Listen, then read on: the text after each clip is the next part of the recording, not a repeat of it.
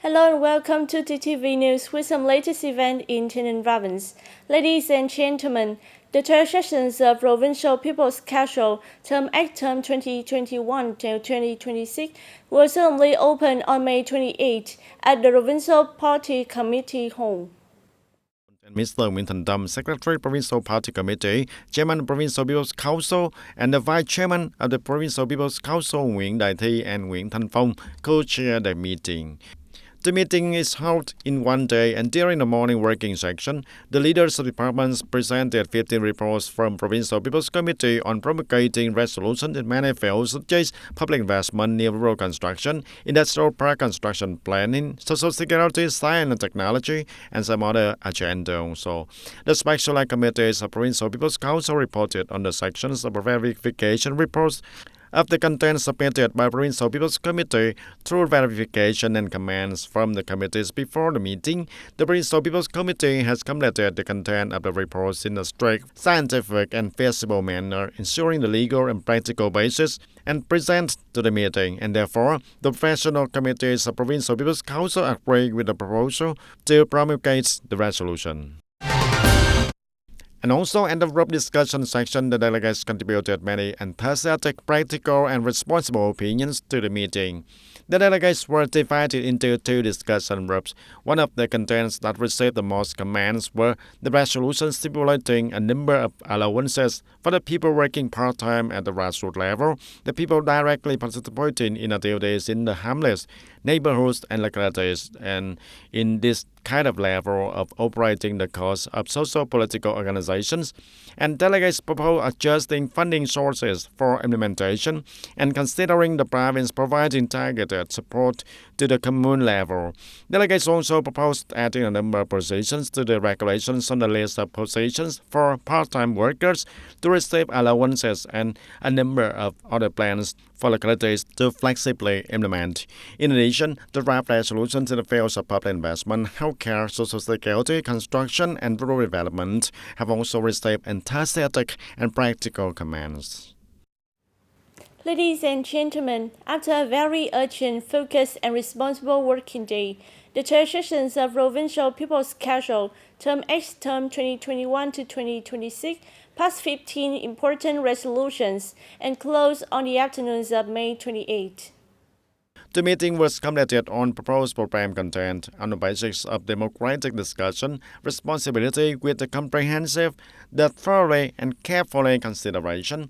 The Provincial People's Council passed 15 affirmative resolutions in the fields of construction planning, urban operating, and investment plans also for the public sector, the policies, mechanism, and social security with a high approval rate.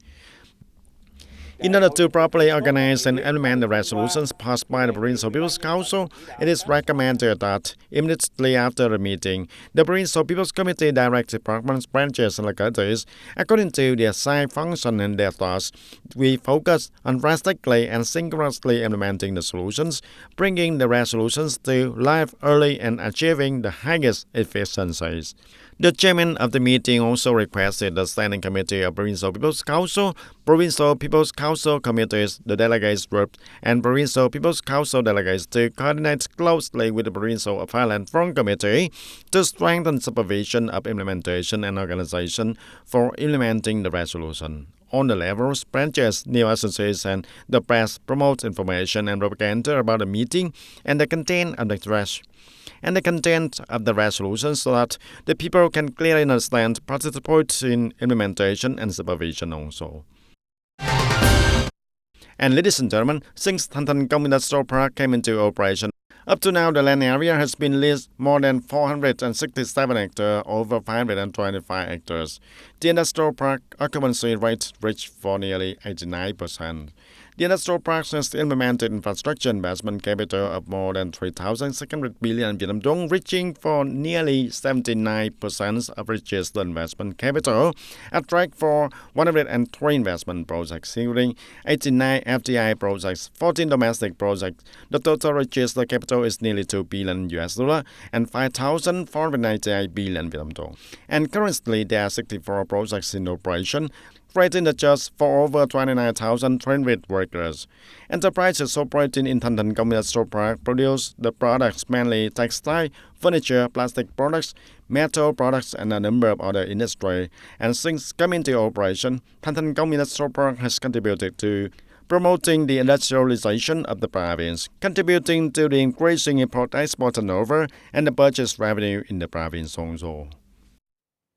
With potential and advantages of the province, plus the implementation of breakthrough solutions, promoting administrative reform, creating favorable conditions for businesses to develop production and business, in recent years TayNinhTV has attracted many domestic and foreign investment projects. And there are corporations and investors from 23 countries and territories that have invested in TayNinhTV province. In the first quarter of 2024, TayNinhTV's domestic investment attraction reached more than 2,450 billion Vietnam dong, an increase of 4 times compared to the same period in 2023. In the TayNinhTV provincial plan for the period of 2021 to 2030 and vision to 2050, identifies 7 strategic development breakthroughs, opening up many opportunities to attract investments, and currently TayNinhTV province is calling for investment attraction to implement a series of projects in the fields of urban area construction and commercial housing, commercial and service centers, warehouse for import and export of goods in TayNinhTV City, and Trang Bang Town, Hoa Thanh Town, and also in the districts. In order to ensure the export of more than 8 million tons of rice, the Ministry of Agriculture and Rural Development will closely monitor meteorological and hydrological weather conditions to direct appropriate cropping seasons and structure. The sector directs the care and harvesting of summer-autumn rice in the southern provinces. Northern provinces focus on taking care of winter-spring rice, paying special attention to ensuring water sources for rice production in the north-central provinces. In the first 4 months of the year, rice exports reached 3.23 million tons, up 11.7%, with more than $2 billion, up 36.5% over the same period last year. And on the morning of May the 28th, TayNinhTV opened the qualifying round of the contest to learn about the provision of law and professional emulation and commendation work in 2024. Attending and being the head of the jury of the contest was Missy Trần Thị Mỹ An, head of Provincial Emulation and Commendation Committee. The contest has 6 teams with 24 contestants from associates belonging to the Violent Front Emulation Group and social-political organizations. The contest includes self-introduction competitions, multiple-choice quiz, handle situation and interview advanced role models. And through the contest, it will contribute to propagating the legal regulations and professional emulation and reward work among officials and members of political and social organizations, contributing to improving the quality and effectiveness of organizing emulation movements at all levels of associations, create conditions for officials, members in the bloc, and individuals in charge of emulation and reward work to exchange, learn from experiences, and improve their professional qualification also. As a result of the contest, TayNinhTV Provincial Youth Union won the first prize. The 2024 Southern Friendship Festival takes place from May 24 to 26 at One World Moon Square in Seoul, a global event honoring diverse cultures from around the world. With the theme Seoul and the World Rule Culture, the festival attracts the participation of representative agencies and people from over 70 countries currently living, working, and studying in Korea, including Vietnam. The Vietnamese food booth introduced dishes that are very familiar to Korean people, such as beef pho and fried spring rolls. In particular, beef pho has a balanced flavor between beef pho noodles, combined with spices, contributing to stimulating the sense of smell and taste of diners. It is the delicious flavor of beef pho and fried spring rolls that has impressed many Korean and international diners. In recent time, with drastic interventions of 389 forces of the province, district, town, and city, the serious smuggling situation in TayNinhTV province has decreased sharply compared to the previous year. Currently, smuggling, transportation, and trading of smoked cigarettes are on a small scale, but have also caused lots of budget revenue and negative impacts on the security, the social order, and health of the peoples, and lose people's jobs. In 2023, functional forces and steering committee of 389 of the district, town and the city discover and temporarily detain over 202,900 packs of smoked cigarettes. In the first month of 2024 alone, the authorities detained over 30,000 packs of smoked cigarettes. The data show that the number of smoked cigarettes detected and seized by the authorities has tended to decrease sharply. Besides smoked cigarettes, the emergence and increasing popularity of new generation of tobacco products such as electronic cigarettes and heated cigarettes, etc., are posing many new challenges for the prevention and anti-smoking by competing forces. This is also a new product that appears according to new trends and the trends of the teenagers. It has many different types of designs and forms. While the authorities are out of province, the authorities have not yet had much access. So during the identification check process, we also encounter many difficulties, not knowing whether this was a tobacco product or not, or which item or the item is worse. So no matter what type it is, we encounter many difficulties in the process of assessing the state or awareness in order to check and handle the situation.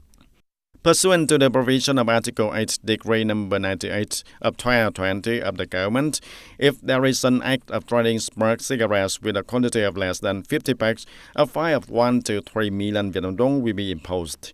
In the case of smuggling for more than 50 packs, to less than 100 packs, the fine will be from 3 to 5 million Vietnam dong. And if the smuggling from 100 to 300 packs, we got the fine from 5 to 10 million Vietnam dong. The subsequent acts gradually increase with the highest fines of up to 100 million Vietnam dong for trading, transporting, storing, and delivering smoked cigarettes in quantities of over 1,500 packs or more. In addition, this decree not only applies to those who sell and transport smoked cigarettes, but consumers who store, buy, or use even one pack can be fined up to 3 million Vietnam dong. The highest fine prescribed in the decree has shown the government's strong determination in fighting smoked cigarettes. But because smuggling this item brings high profits, many people are still attracted to violation of the law, especially the poor people in the border areas with an unstable income. In today's time, smugglers only focus on bringing into big cities for consumption, but on the roads, the authority also regularly patrolling control, and thus transporting activities also facing many difficulties, so the number of the arrests is decreasing day by day. In the coming time, the force of 389 of the provinces, district, and towns and the city will continue to promote the detention and handling of cigarette smuggling acts, strengthen the management of electronic cigarettes, heated cigarettes also, and continue to organize propaganda about the harmful effects of e-cigarettes and heated cigarettes when used, especially for the young people, the pupils, and also the students. We move into other news about the 7th section of the 15th National Assembly meeting. Ladies and gentlemen, on May the 20th, the National Assembly discussed in the plenary sections a number of contents with different opinions in the draft law on organization of the People's Court amended and the law on the capital amended. In particular, many opinions of National Assembly delegates expressed the concern about Article number 141 of the draft law on organization of the People's Court, which stipulates that recording to the speech and video at the court sections can only be done during the period of time, opening time of the trial or meeting, and pronouncing the verdict with the permission of the chairman of the court or the section. This regulation will affect the journalist's right to access information and work during the court cases. And with the amended content, the recording of speech and video at the trial can only be done during the opening of the trial. The meeting and the sentencing with the permission of the presiding judge of the trial or meeting, some delegates believe that it will be contradictory and inconsistent with the 2016 press law, and therefore the drafting committee needs to reconsider this regulation to ensure the journalist's right to work as stipulated by the press law as determined. The press reflects the thoughts and aspirations of the people, and if you force the press like that, you will lose the freedom of speech of the press, as it says. Some opinions believe that in order to harmonize the factors of ensuring a strict and fair trial, while also ensuring timely reporting by reporters and journalists, the courts should arrange a separate room for the press, and there reporters have the right to record audio and video without affecting the trial process. However, when working, the journalists and reporters need to ensure the personal rights of those attending the trial and comply with the relevant legal regulations. Vietnam has joined the International Covenant on the Civil and Political Rights since 1982 and thereby committing to ensuring the right to freedom of expression, the right to fair trial, and the right not to be discriminated against, raising the condition for the press to work in the courts, especially allowing attendance, audio and video recording using devices registered with the court is one of the ways to ensure the right to do not be discriminated against the journalists and at the same time have the press report news promptly and transparently, helping the court exercise its judicial power more impartially, publicly, and objectively, and humanly also. Despite being encouraged by officials many times, Mr. Hung still decided to withdraw social insurance in one time. With more than 21 million Vietnam dong to pay the regime, Mr. Hung plans to spend it in the immediate future, while he has not found a new job. I've worked for Hapag Garment Company for 2 years. Because of difficult circumstances, I withdrew social insurance in one time, even though the officials were very supportive for me, continuing to participate in social insurance. Fears of being able to work until retirement age, poor health combined with difficult circumstances, have caused many workers to leave the job market, and the need for one-time social insurance benefits has increased rapidly. Withdrawing social insurance in one time tends to increase. There are many reasons, of which the basic reason is due to many economic difficulties. Currently, the revised social insurance law is presenting two plans for one-time withdrawal of social insurance. Option 1. Only groups participating before the law takes effect, expected before July 1, 2025, can withdraw.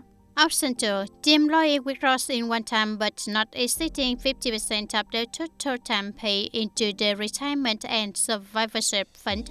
The remaining social insurance payment period is reserved so that employees can enjoy social insurance benefits when they reach retirement age.